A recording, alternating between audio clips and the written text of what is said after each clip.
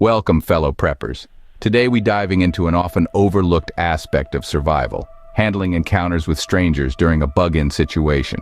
Now, for those of you who might not be familiar, a bug-in situation is one where it's safer to stay put rather than evacuate.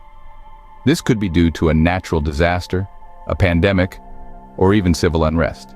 It's a scenario where your home becomes your fortress, your sanctuary.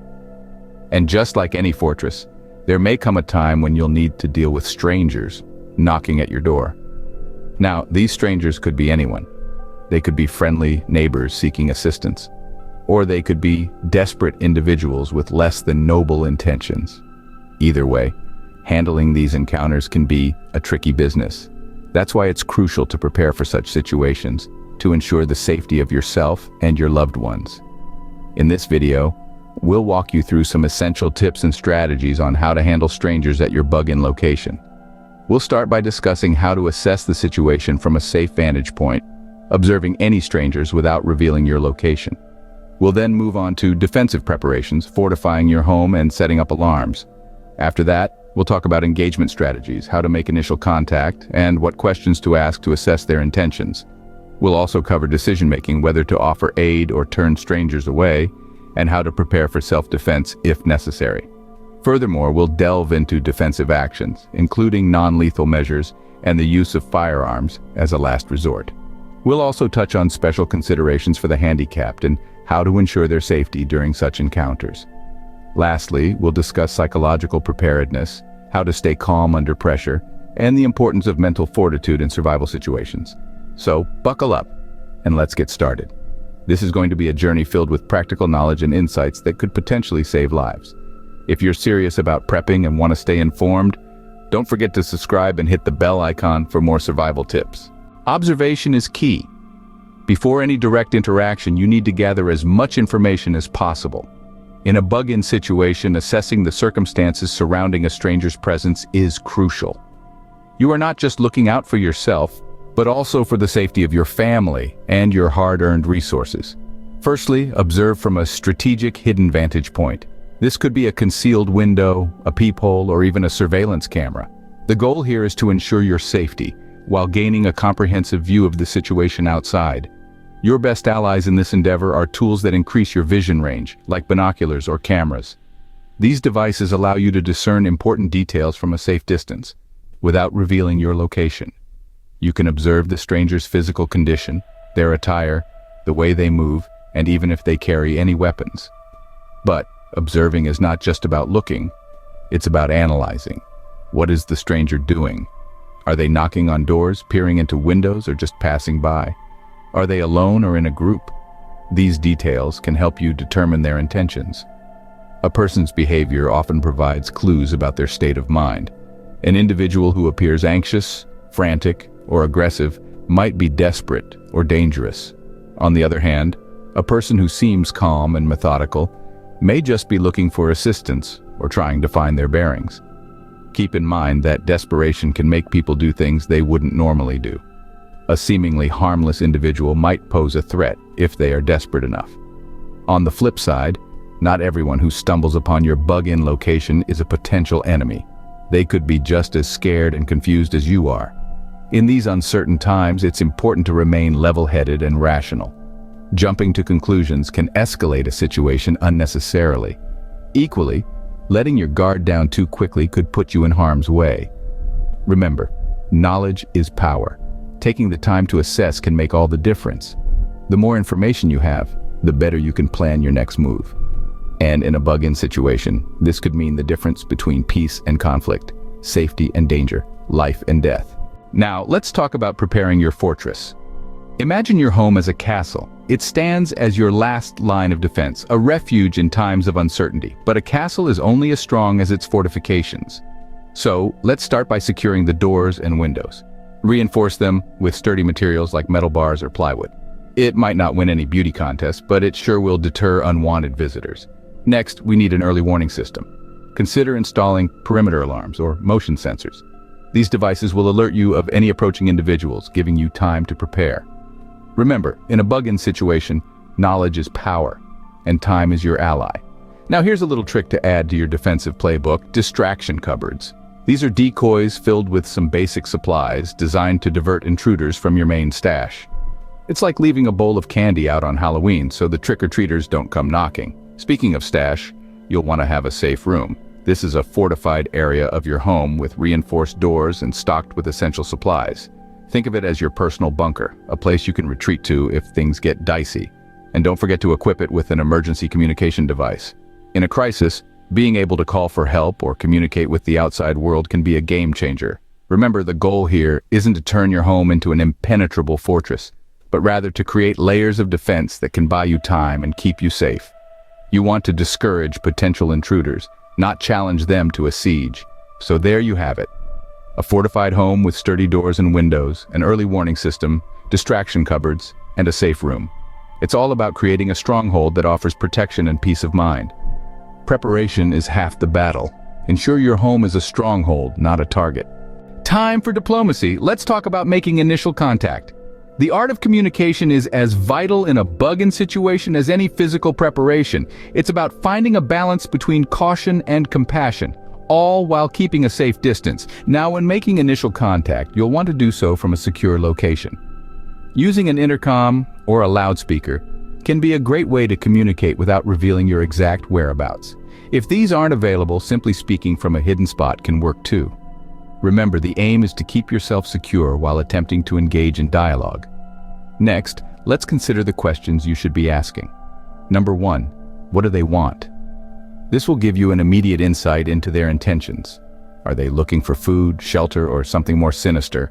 Number 2, why are they here? Did they just stumble upon your location, or was it intentional? Their answer to this question could reveal if they pose a potential threat. And finally, do they need help? This question will help gauge their level of desperation and vulnerability. Maintaining a safe distance during this communication is paramount. It helps prevent any immediate threats and gives you time to react should the situation escalate. It's not just about what they say, but how they say it. Body language, tone of voice, these can all provide important clues about their intentions. Now, it's important to note that engaging in dialogue doesn't mean you're under any obligation to offer help or let them into your home. Your primary concern is your safety and the safety of those with you. But if you can help, even in a small way, without compromising your security, it could make a significant difference in someone's life. However, if their intentions seem dubious or if they become aggressive, be prepared to cut the conversation short and implement your defensive strategies. Remember, you are in control of the situation. Communication is a powerful tool. Use it wisely. It's not just about gathering information, but also about asserting dominance and maintaining control. In a bug-in situation, the power of words can sometimes be your greatest asset. Decisions. What to do after the initial contact. This is where the rubber meets the road, folks. After the initial contact, the ball's in your court. It's decision-making time. First and foremost, you need to assess your resources. Do you have enough to spare? Can you afford to offer aid without jeopardizing your own survival? These are critical questions you must ask yourself. If you can offer help, do so cautiously. You might leave supplies at a neutral location for them to collect, keeping a safe distance at all times. Remember, even in times of crisis, generosity can be a virtue, but it must be balanced with prudence. However, there may be times when you simply can't help. Maybe your resources are stretched thin or the risk is too high. In these instances, it's essential to know how to turn strangers away politely but firmly. Saying something like, "I'm sorry, but I can't help you right now. Please move on," can be effective. It's important to maintain a tone of regret, not hostility. Remember, these are fellow humans in distress. Treat them with kindness, but always prioritize your safety. Now let's talk about the elephant in the room, self-defense. It's a topic we'd all rather avoid, but it's also a reality we must face. If strangers become aggressive or refuse to leave, you must be prepared to defend yourself and your bug-in location. This doesn't mean jumping straight to violence, but rather having a plan in place. This could involve barricading yourself, using non-lethal deterrents, or, as a last resort, being prepared to use force, if required. In an ideal world, every encounter would end peacefully, but we're talking about survival here, and it's a world that's far from ideal. By making informed decisions and preparing for every eventuality, you can navigate these challenging encounters while ensuring your safety and the safety of your loved ones. Decision-making can be tough, but remember, your safety comes first. And with that, we'll move on to our next topic, defensive actions. When diplomacy fails, defense is your last resort. Let's start with non-lethal measures. These are your first line of defense when dealing with intruders. Tools like pepper spray, stun guns, or even a good old-fashioned broom handle can be used to incapacitate an intruder temporarily. Keep in mind, though, these are meant to buy you time, not resolve the situation entirely. The key is to be trained to use these tools effectively. You don't want to be fumbling with a can of pepper spray when you need it most. And remember, while these non-lethal measures can be effective, they're not foolproof. An intruder could be wearing protective gear or may recover faster than you expect. Now, if non-lethal measures fail, you might be forced to consider firearms. But this is a last resort. It's crucial to understand the legal implications of using lethal force. It's not a decision to be taken lightly, and it's one that could have life-altering consequences. If you do choose to keep a firearm, make sure you're trained to use it. Safety here is paramount. But let's talk about something even more important than the tools you use: de-escalation. The goal should always be to defuse a situation, not escalate it. If you can talk an intruder down, convince them to leave, or just stall them until help arrives, that's a win. De-escalation starts with communication. Keep your voice calm and steady. Avoid threatening language. Show empathy if you can. You might be dealing with someone desperate, scared, or confused. Sometimes a kind word can do more to diffuse a situation than a show of force. And, if you can, retreat. Put distance between yourself and the intruder. Remember, your goal is to protect yourself and your supplies, not to engage in a confrontation. Defense is a necessity, but always strive to avoid confrontations whenever possible. After all, the best fight is the one you never have to have, so stay safe, stay prepared, and remember, diplomacy first, defense last. For those with physical challenges, preparation is even more crucial. Your safety and survival can be greatly enhanced with a few key strategies. Firstly, consider installing early warning systems such as motion sensors and alarms. These devices can buy you precious time to prepare for any potential threats. Next, establishing a network is invaluable. Trusted neighbors or community members can provide assistance when necessary. Remember, no man is an island, especially in times of crisis. Finally, a detailed emergency plan is a must. It should include steps for safe evacuation if staying becomes untenable. Keep in mind, this plan should be tailored to your specific needs and abilities. These considerations may seem daunting, but they are not insurmountable. Challenges make us stronger. With the right preparations, you can overcome anything. Survival isn't just physical, it's mental too. Let's dive into the realm of psychological preparedness. Building mental fortitude is like constructing a fortress. It's about visualizing different scenarios, running drills in your mind, and practicing your responses. This mental rehearsal can help you respond more effectively when faced with real-life situations. But how do you stay calm under pressure? Techniques such as deep breathing exercises can be your anchors in the storm, helping you maintain a clear head. Focusing on immediate tasks rather than the potential chaos can also guide your reactions. Remember, fear and panic are the enemies of survival. They cloud judgment, impair decision-making, and can lead to disastrous outcomes. So, it's essential to train your mind, just as you would your body. The mind is a powerful tool in the survivalist's kit. Your psychological preparedness is as important as your physical preparations, if not more so.